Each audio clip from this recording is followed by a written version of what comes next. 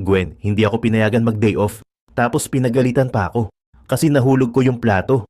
Reklamo ni Jane minsan. Hayaan mo Jane, ganyan din dati ang amo ko. Pero masasanay ka rin. Basta, kung kailangan mo ng kausap, tawagan mo lang ako kahit anong oras ha. Sagot ni Gwen, sabay tapik sa balikat ng kaibigan. Kapag may extra na pagkain si Gwen, dinadalhan niya si Jane ng adobo o sinigang. Jane, tikman mo ito. Lutong bahay. Tawa ni Gwen habang iniaabot ang plastic container. Salamat Gwen.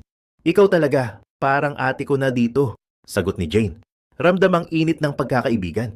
Tuwing may padala mula Pilipinas, sabay silang nagbubukas ng package at nagtatawanan sa mga chismis at balita mula sa kanilang mga pamilya. Tingnan mo, pinadala ng nanay ko yung dried mangoes na paborito ko. Tuwang-tuwa si Jane. Uy, akin din. Saka may bago raw na kapitbahay sa amin, sabi ng asawa ko. Sagot ni Gwen at